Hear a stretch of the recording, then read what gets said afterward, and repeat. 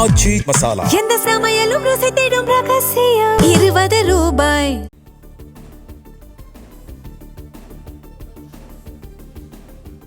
வாழைக்கு முட்டுக் கொடுக்கும் திட்டத்தை போல் தாவேக அரசுக்கு இடதுசாரிகள் முட்டுக் கொடுக்கிறார்கள்.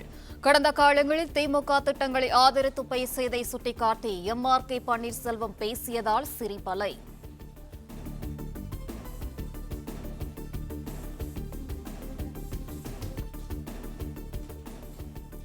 தமிழ்நாட்டில் போதைப்பொருள் ஒழிப்பு நடவடிக்கைகளுக்கு 264 கோடியே 14 லட்சம் ரூபாய் ஒதுக்கீடு செய்து முதலமைச்சர் உத்தரவு. சைபர் மையம், தகவல் தொழில்நுட்ப ஆதரவு மையம், கட்டுப்பாட்டு அறை, சட்டப்பிரிவு உட்பட 10 பிரிவுகள் உருவாக்கவும் அரசாணை வெளியீடு.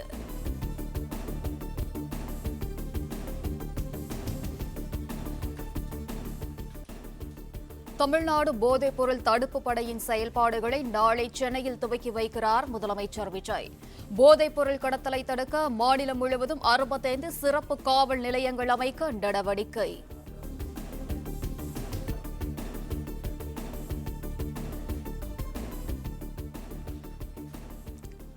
கரும்புக்கான ஊக்கத்தொகையை உயர்த்தி சட்டப்பேரவையில் அறிவிப்பு வெளியிட்டார் முதலமைச்சர். சன்னரக நெல்லுக்கு குவிண்டாலுக்கு 289 ரூபாயும், பொது ரக நெல்லுக்கு குவிண்டாலுக்கு 159 ரூபாயும் உயர்வு.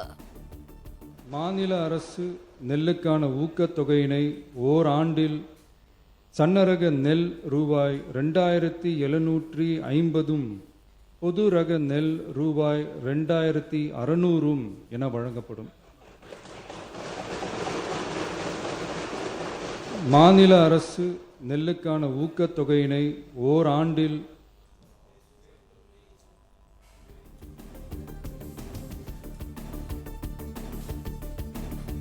பொது ரக நெல் இனி குவிண்டால் 2600 ரூபாய், சன்ன ரக நெல் 2750 ரூபாய். ஊக்கத்தொகையை மாநில அரசு 156 ரூபாய்க்கு மேல் உயர்த்தி வழங்குவது முதன்முறை என முதலமைச்சர் விஜய் பெருமிதம். சன்னரக நெல் ரூபாய் 2750 பொது ரக நெல் ரூபாய் 2600 என வழங்கப்படும். மாநில அரசு நெல்லுக்கான ஊக்கத்தொகையினை ஓராண்டில் 156 ரூபாய்க்கு மேல் உயர்த்தி வழங்குவது வரலாற்றில் இதுவே முதல் முறையாகும்.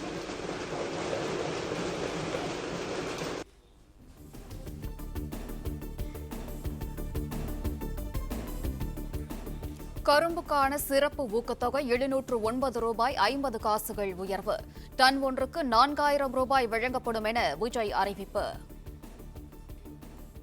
2025-26 கரும்பு அரவை பருவத்தில் சர்க்கரை ஆலைகளில் பதிவு செய்து கரும்பு வழங்கும் விவசாயிகளுக்கு ஒன்றிய அரசு மெட்ரிக் டன் ஒன்றுக்கு ரூபாய் 3290.50 நிர்ணயம் செய்துள்ளது. அதற்கு மேல் தமிழ்நாடு அரசால் சிறப்பு ஊக்கத்தொகையாக டன் ஒன்றுக்கு 709.50 ரூபாய் வழங்கப்படும். இதன் மூலம் விவசாயிகளுக்கு டன் ஒன்றுக்கு 4000 ரூபாய் கரும்பு விலையாக கிடைக்கப்பெறும்.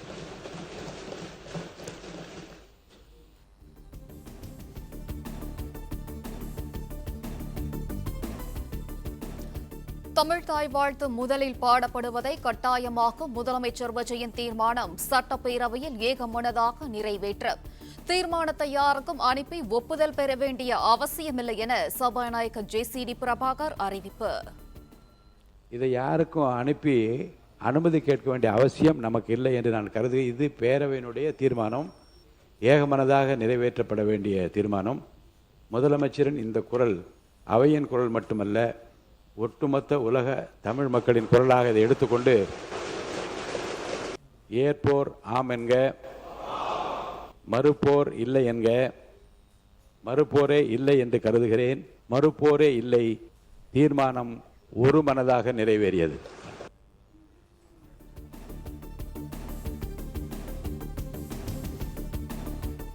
தமிழ் என்றாலே கெத்து, தமிழ் என்றாலே பவர் என சட்டப்பேரவையில் முதலமைச்சர் விஜய் பெருமிதம். தமிழ் என்றால் ஒட்டுமொத்த தமிழ்நாடும் ஒன்றாக வந்து நிற்கும் எனவும் தமிழ்நாடு சும்மா இருக்காது எனவும் உரை. விருந்தோம்பல், சுருக்கமாக சொன்னால் தமிழ்னா கெத்து, தமிழ்னா பவர். ஒரு பேர், ஒரு சொல்லு, ஒரு மிகப்பெரிய வரலாறுனா அது நம்ம தமிழ் தான். ஒரு கட்சிக்கு பிரச்சனைனா சம்பந்தப்பட்ட அந்த கட்சி மட்டும்தான் போராடும். ஆனால் தமிழ்னு சொன்னால் ஒட்டுமொத்த தமிழ்நாடும் ஒன்றா வந்து நிற்கும்.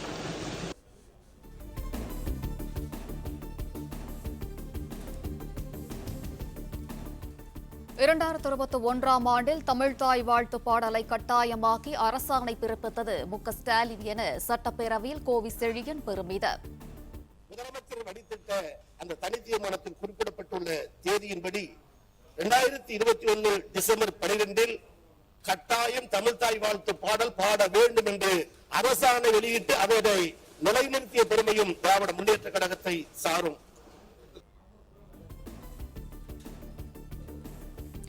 1991 ஆண்டு முதல் தமிழ்தாய் வாழ்த்து பாடலுடன் பேரவை தொடங்க வேண்டும் என்ற நடைமுறையை கொண்டு வந்தவர் ஜெயலலிதா என சபாநாயகர் ஜே.சி.டி. பிரபாகர் பேச்சு. தமிழ்தாய் வாழ்த்து 1970 ஆண்டில் இருந்து பாடப்பட்ட அந்த வரலாற்று செய்தியோடு இந்த மாண்புமிகு பேரவையில் 1991 ஆண்டு தான் முன்னாள் முதலமைச்சர் புரட்சி தலைவி ஜெயலலிதா அம்மா அவர்கள் முதலமைச்சராக இருந்தபோது முதலையாக பேரவையில் தமிழ்தாய் வாழ்த்து பாடிதான் தொடங்க வேண்டும் என்கின்ற அந்த நடைமுறை பின்பற்றப்பட்ட அந்த வரலாற்று செய்தி இங்கே குறிப்பிடுவது பொருத்தம் என்று கருதுகின்றேன்.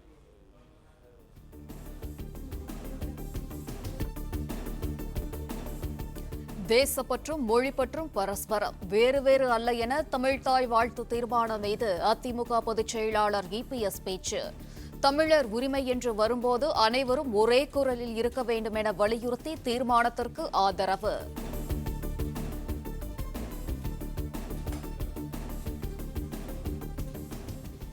எட்டரை கோடி தமிழர்களும் முதலமைச்சர் விஜய் கொண்டு வந்த தீர்மானத்தை ஆதரிப்பதாக காங்கிரஸை சேர்ந்த அமைச்சர் விஸ்வநாதன் பேச்சு.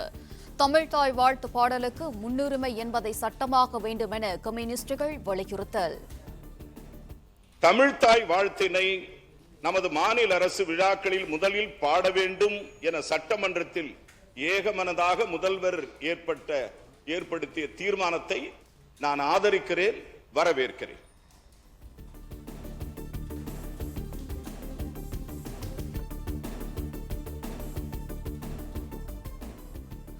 வந்தே மாதரம் தேசிய கீதத்திற்கு பிறகு தமிழ்தாய் வாழ்த்தை கடைசியில் பாட வேண்டும் என வற்புறுத்தவில்லை. சென்னை உயர்நீதிமன்றத்தில் மத்திய அரசு தகவல்.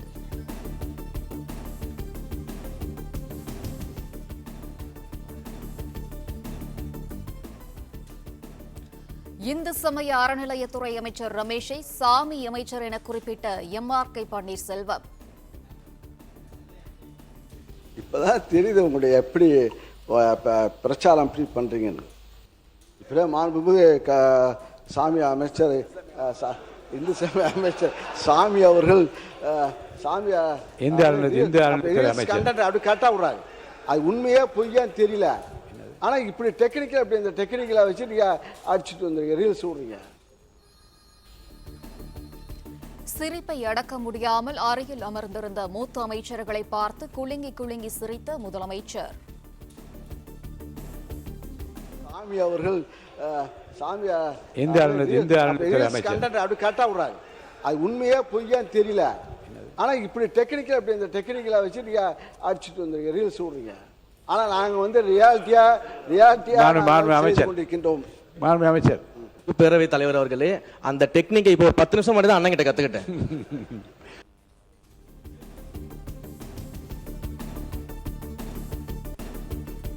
கரும்பு தோட்டத்தில் கான்கிரீட் போட்டு நடந்த விவசாயி என மு.க.ஸ்டாலின் குறித்து அமைச்சர் ரமேஷ் மறைமுக விமர்சனம்.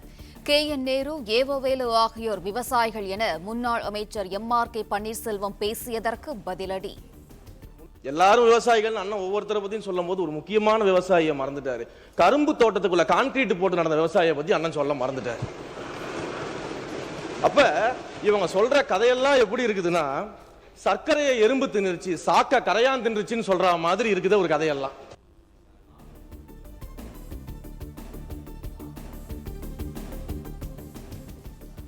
200 தொகுதிகளில் வெல்வோம் என கூறிய திமுக தேர்தல் அறிக்கையில் விவசாய கடன் தள்ளுபடி என வாக்குறுதி அளிக்காதது ஏன் என அமைச்சர் ஆதவ் கேள்வி. 200 தொகுதியில் வெல்வோம் சொன்ன திமுக தன்னுடைய தேர்தல் அறிக்கையில விவசாய கடன் தள்ளுபடி பேசவே இல்லை. அது அவரே ஒத்துக்கிட்டார். நாங்க அண்ணனே ஒத்துக்கிட்டார். அண்ணனே எம்ஆர்கே பன்னீர்செல்வம் அண்ணனே ஒத்துக்கிட்டார். நாங்க விவசாய கடன் தள்ளுபடி பத்தி பேசவே இல்லை. ரிசர்வ் வங்கியின் வழிகாட்டுதல் மற்றும் கஜானாவில் பணமில்லை என்பது தங்களுக்கு தெரியும் என முன்னாள் அமைச்சர் ஏவாவேலு பதில். விவசாயிகளுக்கு எங்கள் மீது அக்கறை இருக்கிற காரணத்தினால் நாங்கள் தள்ளுபடி என்று தேர்தல் அறிக்கையிலே சொன்னோம். ஆட்சியில் இருந்த நீங்கள் விவசாயம் பற்றிய உங்களுக்கு கவனம் இல்லாத காரணத்தினால் நீங்கள் தேர்தல் அறிக்கையிலே கடனை தள்ளுபடி செய்யவில்லை என்று சொன்னீர் என்று ஒரு கருத்தை அவர் பகிர்ந்து கொண்டார். நிதித்துறை செயலாளரை கூப்பிட்டு இப்படி தள்ளுபடி செய்யலாம் என்று நான் கேட்ட பொழுது ஏறத்தாழ 19,000 கோடி ரூபாய் தள்ளுபடி செய்ய முடியாது என்று சொல்லிவிட்டார்கள். ஆக பணமில்லை எங்களுக்கு தெரிந்த காரணத்தினால் அந்த நாங்கள் விவசாயி பிரித்து பார்க்கவில்லை. அதனால் நாங்கள் அதை தேர்தல் அறிக்கை சொல்ல வேறொன்றுமல்ல.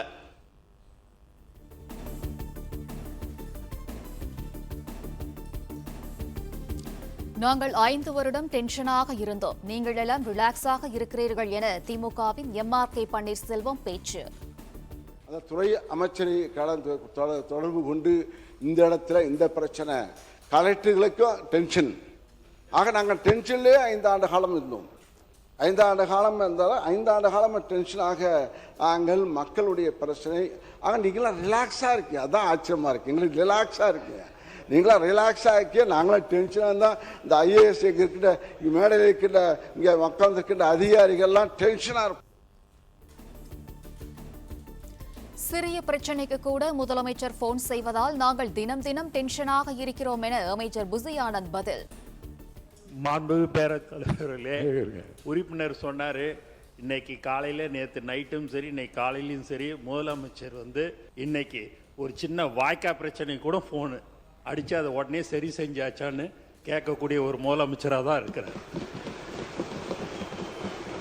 உங்களோட நீங்களாவது 5 வருஷம் டென்ஷன், நாங்கள் தினந்தோறும் டென்ஷன்ல இருக்கிறோம். எதுலையோ எந்த ஒரு சின்ன விஷயமா இருந்தாலும் எங்களுக்கு அப்படி ஒரு பயம் இருக்குது.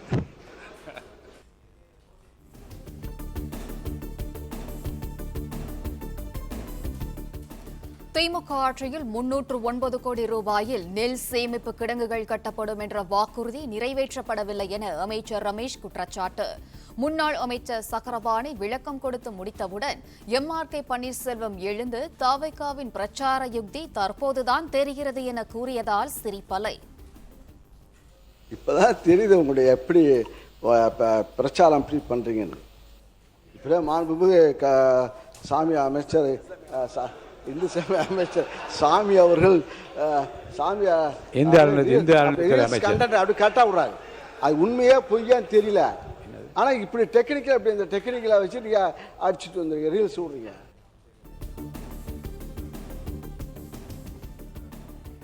தமிழ்தாய் வாழ்த்துக்கு ஆதரவாக முதலமைச்சர் விஜய் தீர்மானத்தை முன்மொழிந்த போது எதிர்க்கட்சி பக்கம் இருந்து கைத்தட்டல் வராதது ஏன்?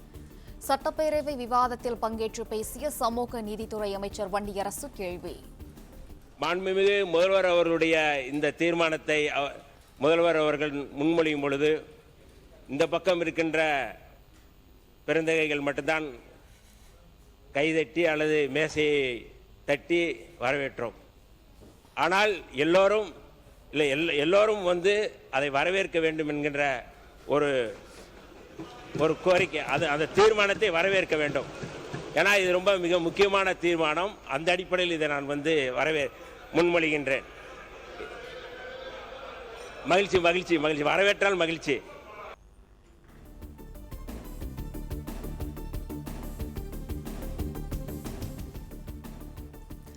வாழைக்கு முட்டுக் கொடுக்கும் திட்டத்தை போல் தவிக அரசுக்கு இடதுசாரிகள் முட்டுக் கொடுக்கிறார்கள்.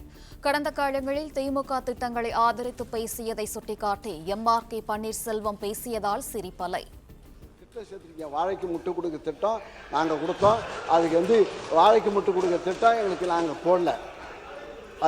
அந்த இப்போ அந்த திட்டத்தை அறிவிச்சிருக்கீங்க.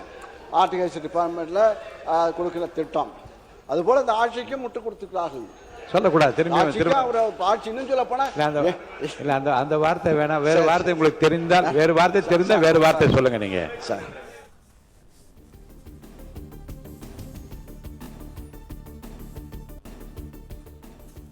அமைச்சர்கள் புசி ஆனந்த், மரிய வில்சன் வரும் காலங்களில் பிழையின்றி பேச வேண்டும் என உதயசூரியன் சின்னத்தில் வென்ற மதிமுக எம்எல்ஏ ராஜேந்திரன் வேண்டுகோள். பட்ஜெட்டை வாசிக்கிற போது அவர் ஆங்கிலத்தில் பெரும்புலமை பெற்றவராக இருப்பார் என்று நினைக்கிறேன்.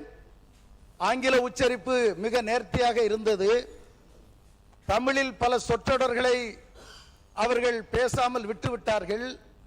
சில சொற்றொடர்கள் இலக்கண பிழையாக அமைந்தது. நமது நிதியமைச்சர் அவர்கள் வருங்காலத்தில் அந்த பிழையின்றி பட்ஜெட் வாசிக்கக்கூடிய வாய்ப்பு அவருக்கு இருக்குமேயானால் நீங்கள் அதற்கான முயற்சிகளை செய்ய வேண்டும். எதிர்க்கட்சித் தலைவர் உதயநிதி ஸ்டாலின் என்ன சங்கத் தமிழிலா பேசுகிறார் என அமைச்சர் ராஜ்மோகன் பதில்.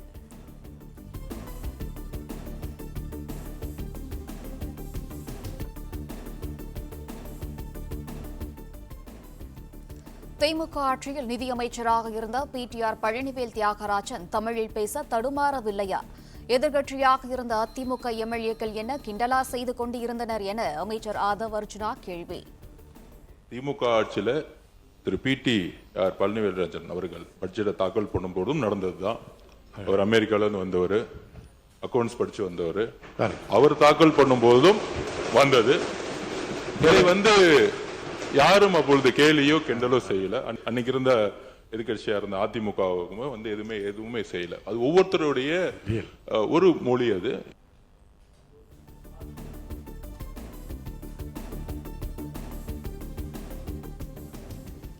முதலமைச்சர் விஜய் நடித்த பிகில் கோட் படங்களை தயாரித்த ஏஜிஎஸ் அர்ச்சனா கல்பாத்திக்கு அறநிலையத்துறையில் பொறுப்பு. கோவில் அறங்காவலர்களை தேர்வு செய்யும் மயிலம் ஆதீனம் தலைமையிலான 7 பேர் குழுவில் அறநிலையத்துறை ஆணையர் உள்ளிட்டோரும் இடம்பெற்றனர்.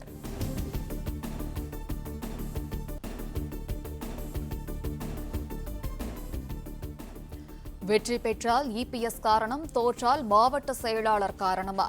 அக்ரி கிருஷ்ணமூர்த்திக்கு அதிமுக முன்னாள் அமைச்சர் சி வி சண்முகம் கேள்வி. தமிழ்நாட்டில் தென் மாவட்டத்தில் 0, டெல்டா மாவட்டத்தில் தொடை தெரியப்பட்டிருக்கிறது. சென்னை, காஞ்சிபுரம், திருவள்ளூர் மாவட்டத்திலே முழுமையாக தோல்வியடைந்திருக்கிறது. வெற்றி பெற்றால் அது என்னால வெற்றி பெற்றது, தோல்வியடைந்தால் கட்சி நிர்வாகியால் தோல்வி அடைந்தது பழியை தூக்கி போடுகிற இப்படிப்பட்ட தலைவரை இந்தியாவிலே எந்த கட்சியிலேயே பார்த்திருக்கிறோமா? இந்த தோல்வியிலிருந்து இந்த கட்சியை மீட்டெடுக்க வேண்டும்.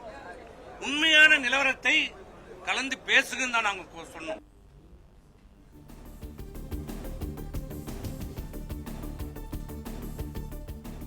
காவிரி மேலாண்மை ஆணையத்தின் உத்தரவுப்படி கர்நாடக அரசு தண்ணீர் திறப்பதை உறுதி செய்ய உச்சநீதிமன்றத்தில் தமிழக அரசு தாக்கல் செய்த மனு வரும் வியாழக்கிழமை விசாரிக்கப்படும் என்று உச்சநீதிமன்றம் அறிவிப்பு.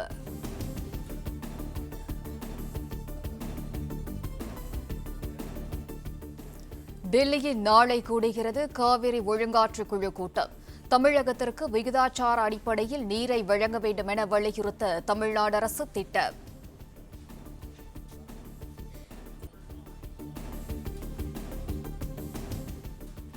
சாதாரண ரக நெல்லுக்கான ஊக்கத்தொகையை 28 ரூபாய் மட்டும் தமிழ்நாடு அரசு உயர்த்தியது போதாது என அன்புமணி விமர்சனம். கரும்புக்கான கொள்முதல் ஊக்கத்தொகை அறிவிப்பு விவசாயிகளுக்கு முழுமையான மகிழ்ச்சியை அளிக்காது என்றாலும் மன நிறைவு அளிக்கும் என்று கருத்து.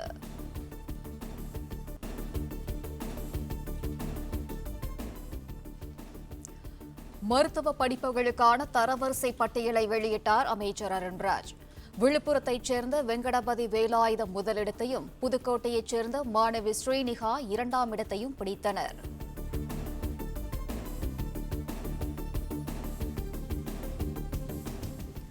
ஒரு சொட்டு நீர் கூட இல்லாமல் வறண்டு போன மதுரை சாத்தையாறு அணை. பருவமழை பொய்த்து போனதால் பாழம் பாழமாக பிளந்து காணப்படும் ட்ரோன் காட்சி.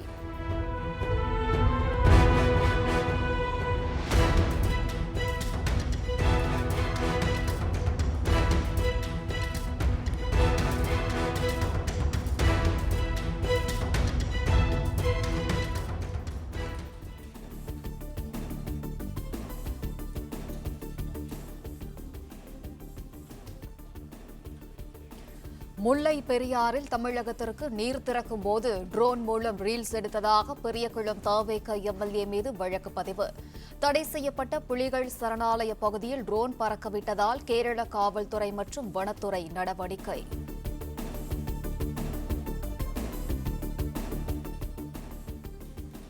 கடலூர் ரெட்டிச்சாவடி அருகே நாட்டு வெடிகுண்டு வீசி இளைஞர் வெட்டி கொலை. கார் ஓட்டுநரை கொன்றுவிட்டு பைக்கில் தப்பி சென்ற இருவருக்கு போலீசார் வலை.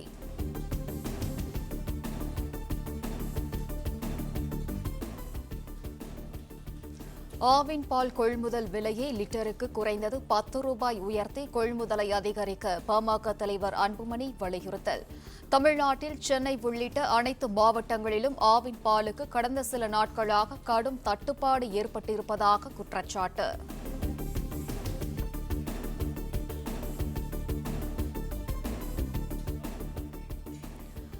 தமிழகத்திலிருந்து வெளிமாநிலங்களுக்கு கனிமங்களை கொண்டு செல்ல 3 மாதங்களுக்கு தடை விதித்ததை எதிர்த்து வழக்கு.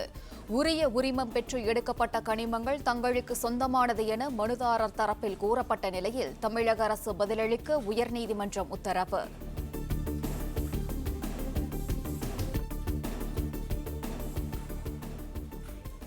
திமுகவில் இருந்து விலகி தவேகாவில் இணைந்த நெல்லை கவுன்சிலர் மாநகராட்சி கூட்டத்தில் விசில் அடித்ததால் சஸ்பெண்ட். மேயர் எச்சரித்தும் தொடர்ந்து விசில் அடித்ததால் அடுத்த 2 கூட்டங்களிலும் பங்கேற்க தடை.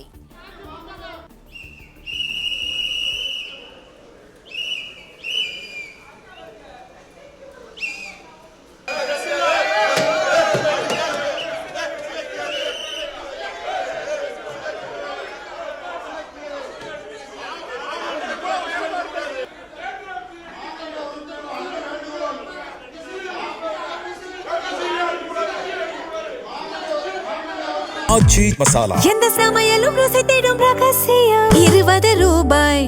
பிளே ஸ்டோர் மற்றும் ஆப் ஸ்டோரில் இருந்து பாலிமர் செயலியை QR கோடு மூலம் பதிவிறக்கம் செய்யுங்கள். செய்திகளை உடனுக்குடன் பெறுங்கள்.